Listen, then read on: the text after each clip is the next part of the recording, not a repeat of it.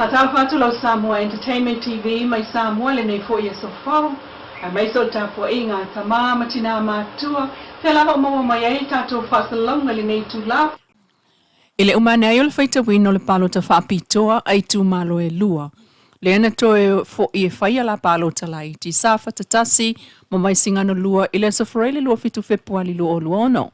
Mai ta wina e toe iei se swinga ile taunu unga le palo ta safa tatasi. Talu, ele telini palo ta na vai sui tau vata mai ta i o le tu malo lea. Ai lata ile lua se fulua na palo ta whaapitoa na maua. O sui e to alua mai savai vai singano lua. Ele isa swinga e mawai ile taun unga o le whaitaunga le aloa ia na nafi. Talue na le lua lima palo ta whaapitoa le tu malo lea na maua. Ai o le taun unga e mawai ile so. Ile umane o le whaitaunga aloa ia i se taimi o le awauli. O mai ta wina le whao ngai nei ele ofisa palota o le whaataita inga lea o le tasi le pusa palota o palota whaapitoa mo le tu malo. Ua vave ai foi na uma le whaitaunga o palota whaapitoa ina ena o le tasi lava le pusa palota nta Tala. Whaatusa i le whainga ngasa wai i palota tele taluai. Tofu lava le whalpalota na pusa palota whaapitoa. Peita iwa na o le tasi ai nei le pusa palota mo palota whaapitoa mo i tu malo e lima sutasi. E pei foi ona whai ai nei i tu malo i e lua sa na o le lua foi i pusa palota whaapitoa. Mamoli mawinai, ele au mata mai le ofisa palota le malo Papua New Guinea. Le mawa e o le manino ma le mautu o le whainga lea ua whaafoe ai le palota Samoa. Whaatusa ilo lato wa tunuu. Ai o le palota la ititi ai tu malo o ta ue lunga ua tau whaua i e suita mai ta i e to alua le fas le no fo le tu malo. E to e suitu langatu i le whaipule ta mai ta isa iai seve te e fumono. Inisi o talo le tu maloa ana lofi numera lua le isi tu malo le o tufo le lato whamonuianga o le se lau lima se fulu Tala. E pe ona whailoa e lona whaipule le fionga ai ono Alec eke roma mai le whalea ongo fasta uta. Ua tufa i le ta se lau lima se fulu le back to school program mai le malo. 50. What are you going to use this money for? I'm going to use my 150 to help my parents pay my motor bill. And that's it. Thank you. Joo, daar ben ik ook in toezegging ideeën.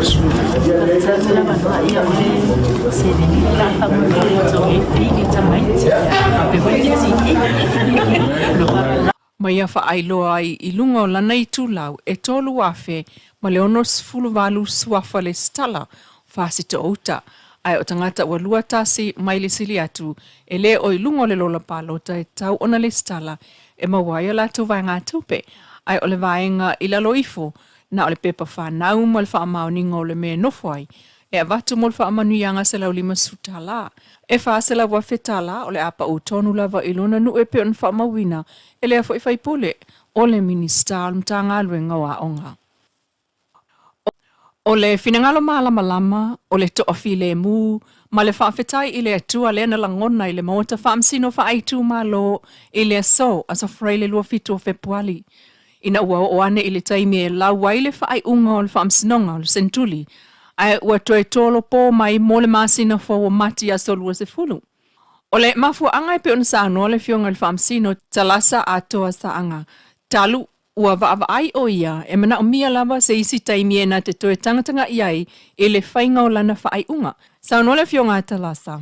O le asole nei na tatau o na tuina mai ai lana whaai unga. Talu e mamafa ia te ia le tapua inga a inga ma le tunuu. Ai mai se le tunuu ai sili le mamafa o tuina mai o lana whaai unga. O lana vaai ai mai se o le anga vaa na wha soa ai lo ia. Wo o ina tūlanga te lele ngā luenga ile ilo ina. Mai o lana tangatanga e mana o mia le taimi ma tu atuai ile aso lua se fulu o mati. Ma whaamalia mai ai le fionga le whaamsino. Ile tāua o taimi o tangata wa ava ese ona o leo atu ile whaamsinonga mo le whaamoe mo ile so. Ai e tatau lava ona au mailana whaai unga ile ato atoa. Mulmuliane to e tatalo mai le fionga le whaamsino mo le mamalu le tunu nei to tono le whaamsinonga. A o le itu ua le mota ia mana tua e tatalo atu mo ia. O langona fo ile na fofonga ina I fafo mai o le whaamsinonga. Ile lotu whaafetai le tapua inga a inga mo wo. Na taitai ele fionga le palemia la auli le mali e topla te vao le lotu e whaafo i le vi inga ile atua. Matalo si ai le tamai tai whaamasino. Malana whaato whala inga ile whaamasino ino le amio tonu. O le ale tau unga usau noa i ai le tamai tai whaamasino le aso le tātou wōle nā.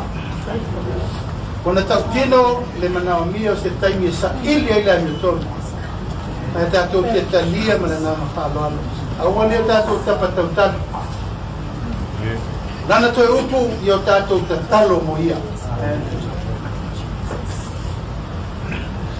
Kona tali amio tonu nā. A whai wa tā pā e wha masino le tatalo. Na tātou role e amio tonu me umolo unu mai. Ai le sesi na te ole ngia le tua. Ai o tau lo whangia tātou tuli bae ma tatalo mo te matai pāmasino. So soani no loto, so soani no finangalo, so soani no mafau. Te so soani le ave mamafa. Lo fe mai aisa, le fengo fie se fai. Te tato lafo le tuo ma mano. Le tuo fai me siri fai me aniton. Fai me ma wai file mo se tato. No.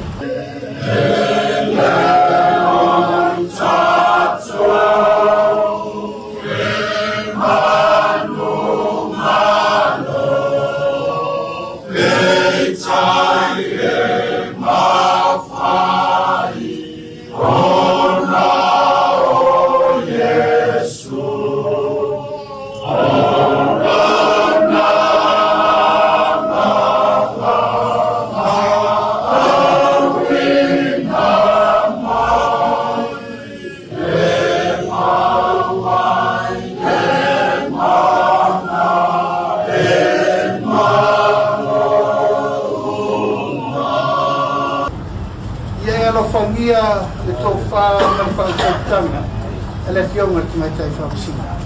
Pātou tatalo I lo nganga whaia. Alo whangia le fionga ia a talasa. Lana whaiunga o lono loma matape. Musumusuine lo nganga.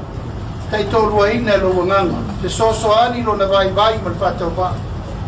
A batu iai susuro le malamalama o lau fio le tua whai mea tonu. Ina ia whaia me uma e tusa o loku na mara.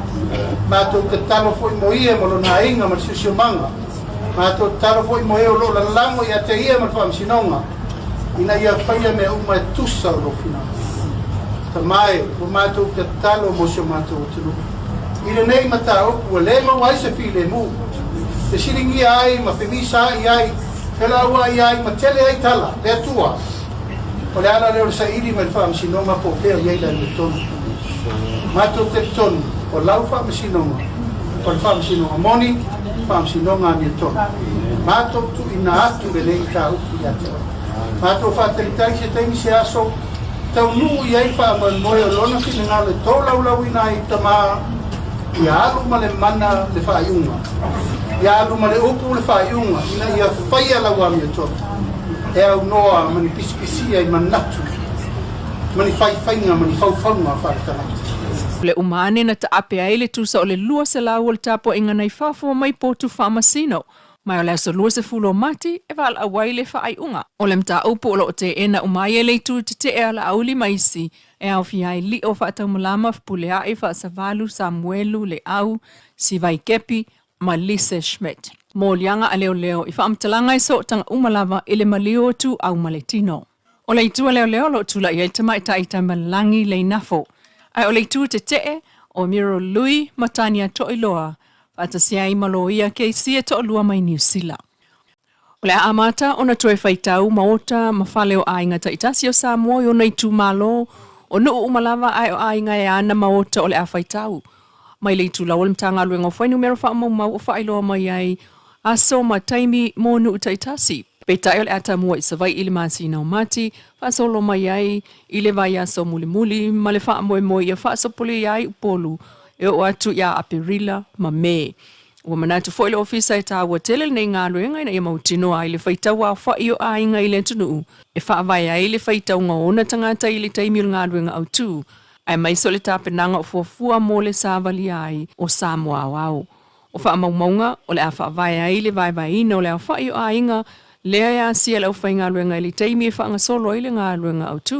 E se fulutolu vai aso o le a whaatino ai ia lea wha moe moe.